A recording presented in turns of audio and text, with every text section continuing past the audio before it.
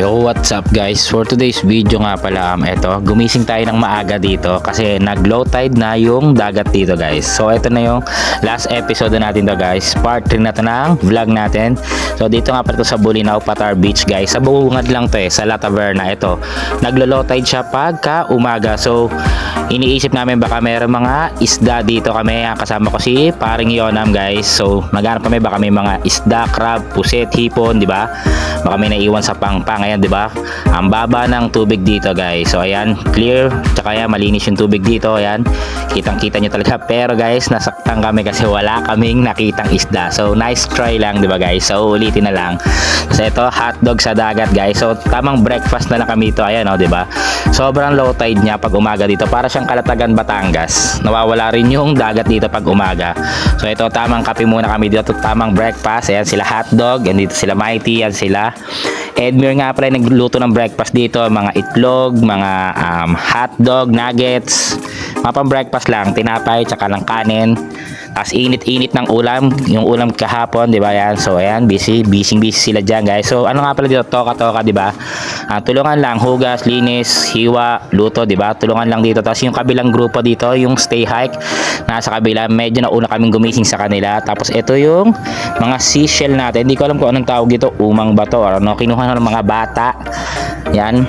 Tapos ito yan si JP, pinlex na ni JP dito. Pauwi na kami nito guys, ito. Kinabukasan to. Yung camping chair niya na bagong-bago, ayan. So check out nyo na yon. Tapos ito nga pala yan, nag-base na tayo dito, pauwi na tayo dito. Medyo sinipat lang natin dito. Ito, pwede dito mga pang team building. Dito yung mga room nila na aircon. Yan, kung gusto nyo magstay dyan.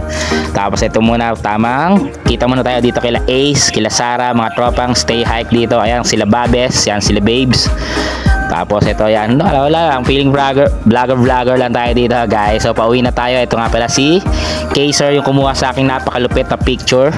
So ito, huling sulyap muna tayo dito, 'di ba, bago tayo umuwi. Ayan oh. Napakaganda ng view, 'di ba? Okay naman dito, napakaganda rin. Sulit din naman sa layo. Pero yung mas magandang beach siguro, marami pa diyan sa paligid. Okay, malaki naman tong Patar Beach na to. Check niyo na lang diyan. Kasi ito guys, ito tama na kami. Let's vault in, picture muna guys. Outfit check muna tayo dito, pauwi na tayo. Tapos eto na, dito na set na yung mga gamit natin. Sasakay na sa Baninil. Tapos yan, ready na rin sa sakyan nila Nicole, nila Ryan. Ayan, ready na. So eto na guys, pauwi na tayo nito. Ang mga biyahe nga pala dito mga 5 to 6 hours. Pero kung medyo baka bago-bago kayo mag-drive, babagal pa kayo, mga 6 to 7 hours. Depende sa driver yon. Tapos eto na, sa mga pasalubong, pre-taste muna tayo dito na mga, ano ba yan? Puto. Ano ba tag sa putong maliit na kulay puting yon?